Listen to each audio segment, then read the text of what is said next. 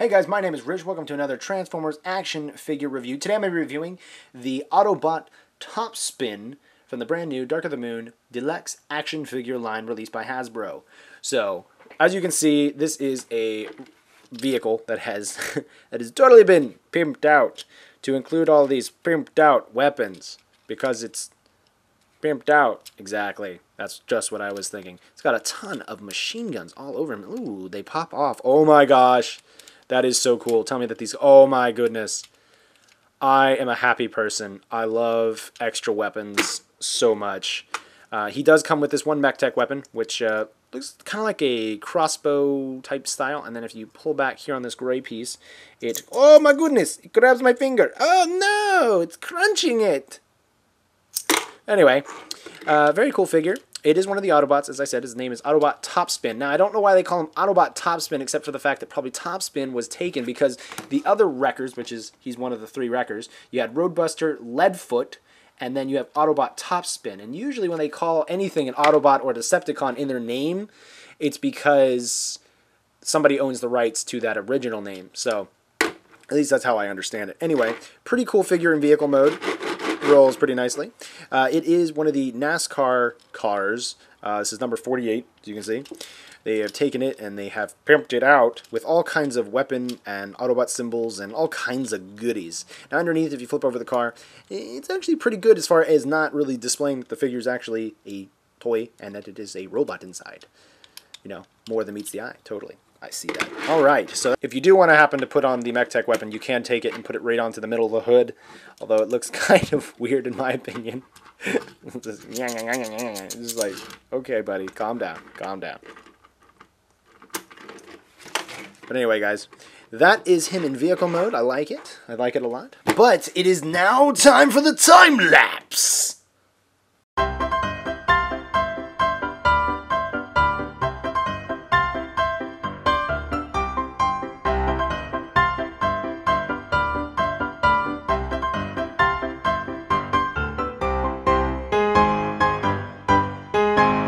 Okay, now that we have Autobot Topspin transformed now into robot mode, that probably took, what, about 5.5 minutes to do.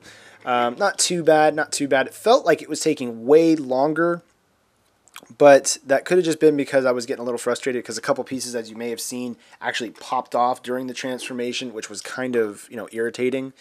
But anyway, I got him more or less transformed at this point. So, yeah.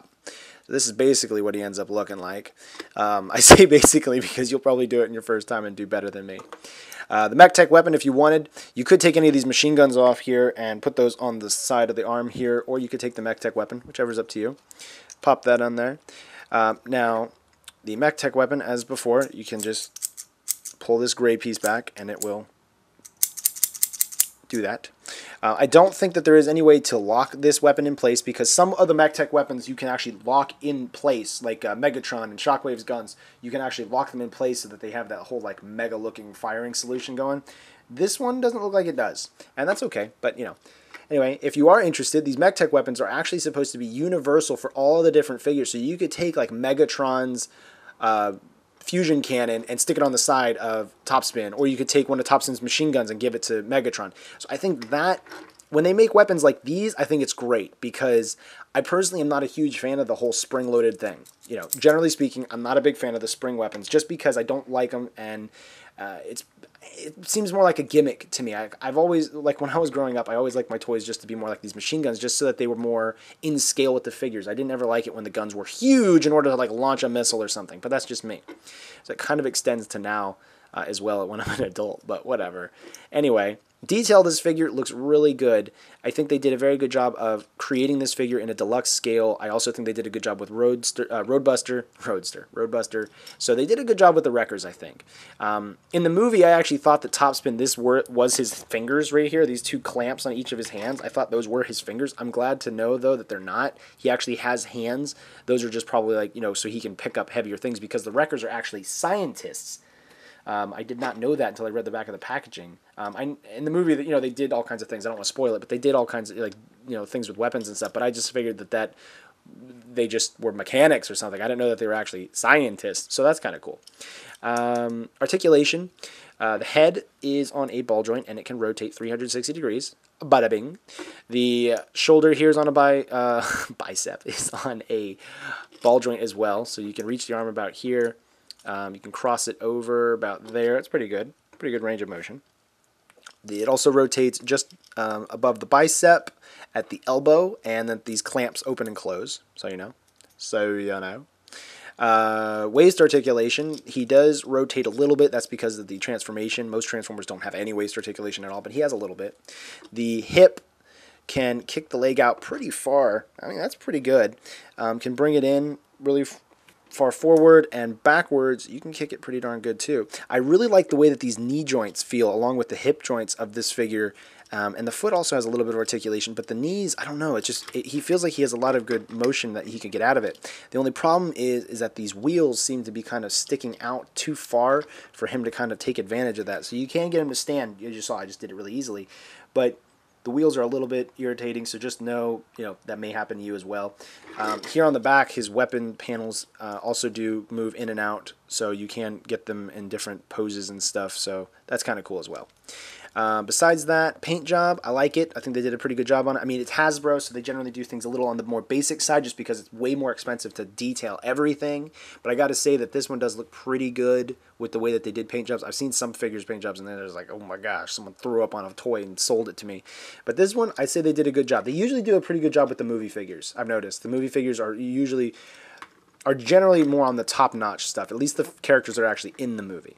So anyway, guys, I like this figure. I'm going to give it a 4.5 out of 5. The transformation was a little tricky. You could do it. You could be way better. This was the first time I transformed it. But, I don't know. It wasn't tricky. It was like some of the parts popped off, like the leg. And, when those pop off one time, I might blame myself. When they pop off more than once, I'm kind of thinking it's not my fault. It's kind of how it was designed. But overall, I like the figure. He looks really cool. He's got a whole bunch of extra weapons. He's worth picking up just to get these 4 machine guns so you can give him to other Transformers, I think. That's what I think. I think he's worth picking up just for that. If you're interested in buying this figure, you can, of course, find them at like Targets, Walmarts, Kmart's, Toys R Us, all that whole 9 yards, in, local department stores or whatever other type of department store you have in your area. Also, if you're interested, I've included a link down to entertainmentearth.com. It's a great website. You can purchase things there. They sell Transformers. Go check them out, see what they've got available, and make your decision from there. All right, guys? Anyway, thank you very much for watching. If you have any comments or questions, I'm going to post that down below.